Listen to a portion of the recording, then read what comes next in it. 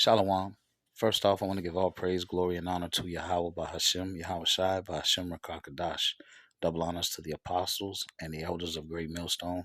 Salutations to the hopeful elect that are scattered throughout the four corners of the earth. And to all my brothers out here preaching this truth to you, I say Shalom. This is a Montazar from the Chicago camp coming back at you again with another lesson entitled 1866 Memphis Race Riot, Massacre 3. Now, in fact, if you're following along with the series that I'm doing, um, the 1866 New Orleans race riot actually happened in July of 1866, and this Memphis race riot happened in May of 1866. So chronologically, this actually happened first. We'll have that, but the point is, Lord willing, we're gonna do 16 of these. Okay, and the whole purpose of doing these is to expose the true um, biblical identity of the Israelites and the true biblical identity of the Edomites. Okay, Esau, Edom, throughout the scriptures, is known as the wicked. Okay, they are the wicked. They are the children. Okay, of wickedness, and we're looking at his wickedness, and we're looking at the children of Israel who are being punished for their sins. Okay, is the children of Israel are under curses. All right, when you look in the book of Deuteronomy, the 28th chapter, it talks about those. So we're going to grab some scriptures. So let's go ahead and begin. So this is Exodus 20 and 2. It says, I am Yahweh thy power, which have brought thee out of the land of Egypt, out of the house of bondage. Okay, so in the book of Exodus, here you have Moses, all right, bringing out the children of Israel. All right, but the Lord had promised that we will go back, uh, we will go back into Egypt or back into the house of bondage. Now, the Egypt that the Lord spoke of, as far as our punishment was concerned, all right, was not ancient Egypt. It was actually here in America. So the Bible is coded, okay? All right, and the Bible was coded, and the Bible is spiritual, and it takes spiritual insight to understand. All right, this is Micah 2 and 10. Arise and depart, for this is not your rest. Because it is polluted, it shall destroy you, even with a sore destruction. So these lessons, we're going back into the past. Now, you may be Jake today, and you might be making six figures. You might be balling. You might think this is your heaven, okay? But this is not your rest, all right? It says, arise and depart, for this is not your rest, because it is polluted, and it shall destroy you, even with a sore destruction. America is Egypt, okay? Deuteronomy 28 and 68. It says, and Yahweh shall bring thee into Egypt again with ships. By the way whereof I spake unto thee, thou shalt see it no more again. And there ye shall be sold unto your enemies for bondmen and bondwomen, and no man shall buy you. And that bayou is talking about the redemption. Okay, um, when you go into Israel's law, an Israelite can, uh, if he had to, if he was on hard times, he could pledge himself, okay, and work, for a number of years, okay, and but during that 6 or 7 year period, he can be redeemed. Okay, he can be redeemed by one of his kinsmen. All right. And so when it talks about no man shall buy you, that's what it's talking about. It's talking about the law and the redemption process. Okay. So when we came over here in slavery, no one was going to redeem us. No one was going to bring us back. I've heard people say, how come the Africans never came, to stop or get us back? That's because we not Africans. Those are Hamites. The Hamites are the one who trapped us and what I'm saying, and hunted us down and sold us to the white man. They didn't give a shit about us. Now let's take a look here I just typed Egypt into uh, I think it's Google Maps. Okay, so of course you say it says Egypt, the country, and then you got Egypt over east, right? Now, um, look at what we have here: Egypt, Florida, Egypt, Texas, Egypt, Memphis, Tennessee. Okay, Egypt, Arkansas. uh, this looks like 4 mile northeast Ada, Michigan, uh, Egypt, Mississippi, and Egypt, Texas. So why in America is everything called Egypt? And Memphis, Tennessee, is actually named. Memphis is was the Egyptian capital on the Nile River. Look at the Memphis pyramid. Okay, I got that off Wikipedia. So this place is spiritual Egypt. This Deuteronomy 28 and 29. It says, Yahweh shall smite thee with madness and blindness and astonishment of heart, and thou shalt grope at noonday as the blind gropeth in darkness, and thou shalt not prosper in thy ways, and thou shalt be only oppressed and spoiled evermore, and no man shall save thee. Thou shalt betroth a wife, and another shall lie with her. Thou shalt build a house, and thou shalt not dwell therein. Thou shalt plant a vineyard, and shalt not gather the grapes thereof. In this lesson, okay, we're going to see the oppression because after the Civil War, during the Reconstruction period, you still had Esau, Edom creating laws, okay, that all these freed people, if they wasn't working for a white man, they were considered vagrants. If you out on the street, you're not working, you were considered a vagrant and they will lock you back up. So they would force Jake to go back on their plantations to work. They would take children off of the street on their way to school and put them back on a plantation. You see the pride of Esau Edom? And this is after, so-called slavery was abolished. We're going to see that in the video. All right.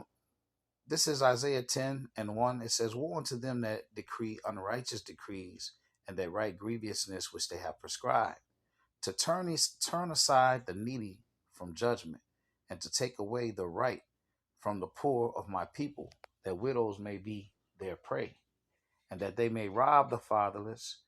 And what will ye do in the day of visitation, and in the desolation which shall come from afar? To whom will ye flee for help? And where will ye leave your glory? Okay. Now, what I didn't mention in the other passage, this other scripture, in verse 30, it says, Thou shalt betroth a wife, and another man shall lie with her. Esau, Edom, raped our women left and right. And in this 1866 um, Memphis massacre, they noted that five women were raped. This is Psalms 94 and 20. Shall the throne of iniquity have fellowship with thee, which frameth mischief by law? Okay, we talked about Esau and his laws that he was creating during this time period, okay, to keep Jake jammed up. This is Jeremiah 49 and 10. It says, But I have made Esau bare. I have uncovered his secret places, and he shall not be able to hide himself. His seed is spoiled, and his brethren and his neighbors, and he is not. Okay? Esau is being made bare. The truth is coming out of who the children of the wicked are. The biblical nationality of the so-called white man is Esau Edom. All right, now we're going to watch some shorts, and then we're going to come back with the final passage of scripture. Okay, we're going to be reading Job 27, 8 through 23, the hope of the hypocrite. So let's take a look at the video. 1866. All right. All right. Here we go. The Memphis Massacre of 1866 was a series of violent events that occurred from May 1st to the 3rd, 1866 in Memphis, Tennessee. The racial violence was ignited by political, social, and racial tensions following the American Civil War in the early stages of Reconstruction.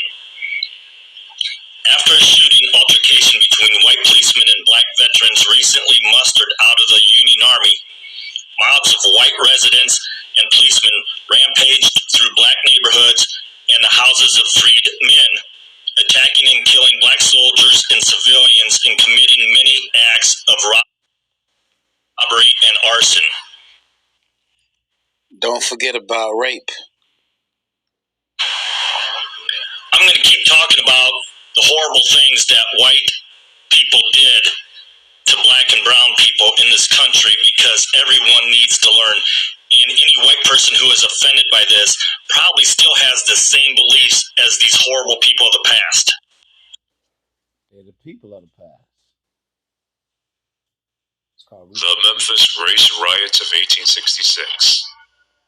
In the city of Memphis, Tennessee, from May 1st to May 3rd, 1866, over 1 year after the end of the U.S. Civil War, 48 men were dead, 46 of whom were black freedmen, and most of them being veterans of the Union Army. 70 more were wounded, 5 black women were raped, 91 homes, 12 churches, and 4 schools were burned down.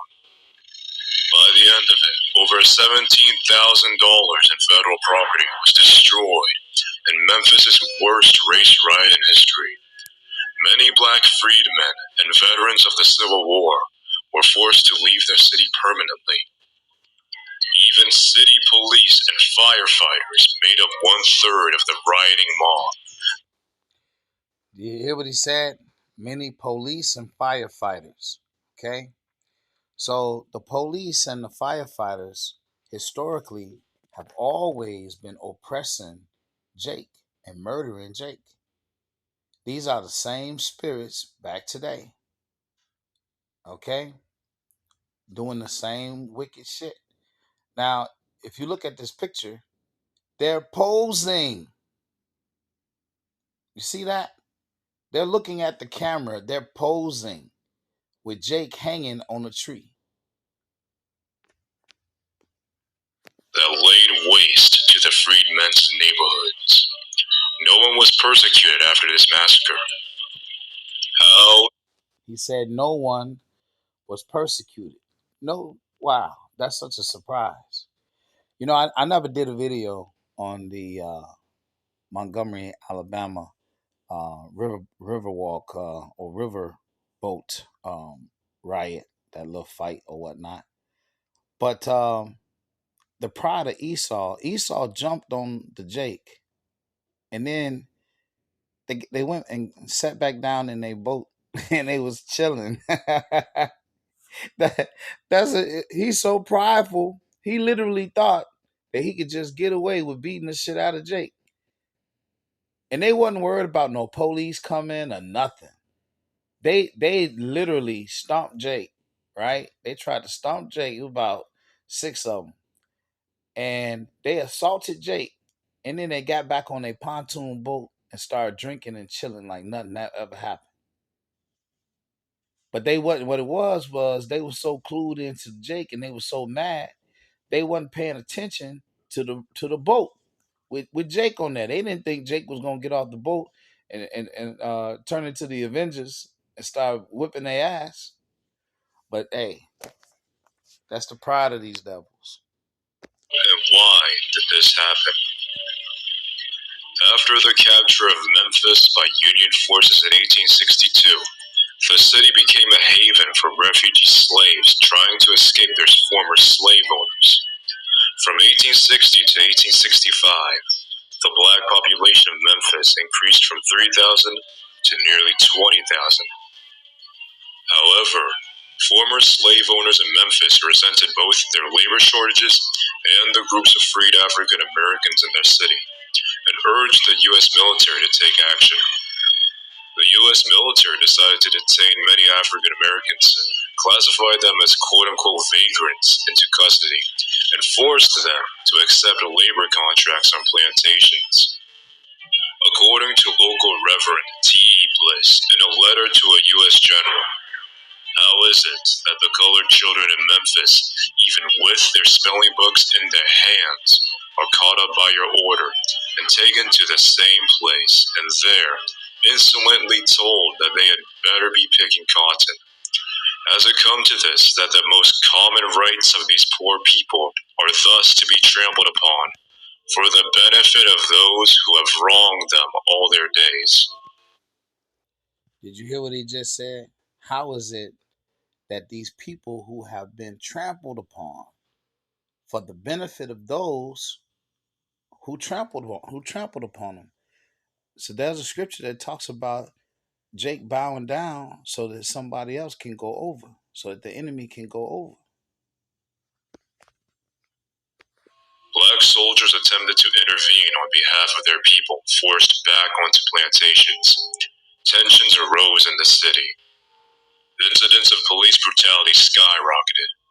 The local police arrested the soldiers for minor offenses and treated them more harshly than their white counterparts. They also shoved and beat black civilians on the streets for the crime of quote-unquote insolence. Finally, on May 1st, 1866, a large group of black soldiers and their families, wives and children included, were hosting an impromptu street party. A group of Memphis police officers was called to the scene. When the soldiers refused to disperse, the officers called for reinforcements. An officer accidentally shot himself in the leg while drawing his gun, blaming the injury on the African Americans. The conflict escalated, resulting in an officer being shot and killed. City police and angry white residents began to fire and kill several soldiers. Some who were already fleeing were arrested.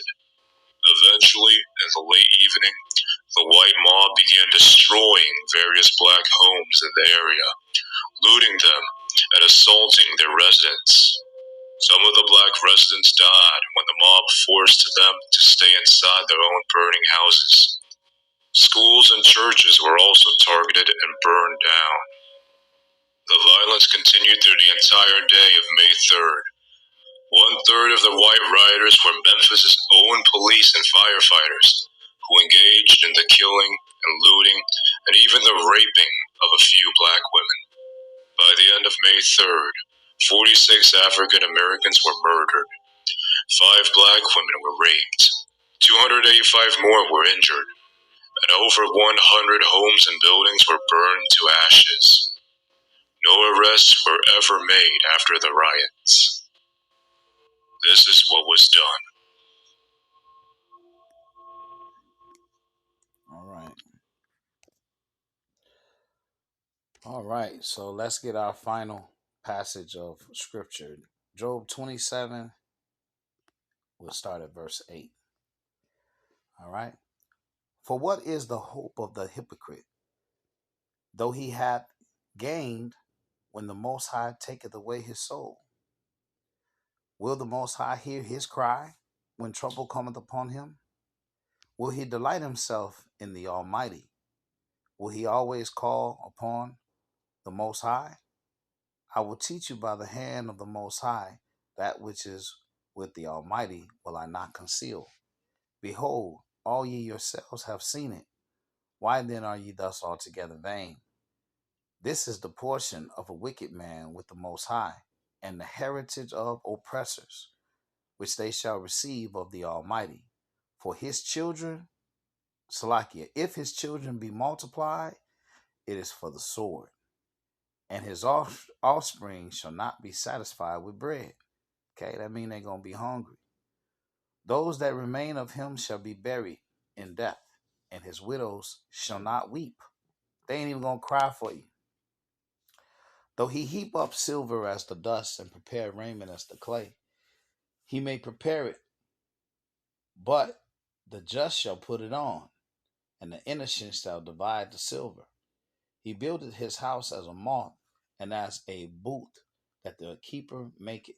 Okay, so no matter how he builds his houses, it means nothing when it comes to the Lord, because It's going to get blown down, washed away.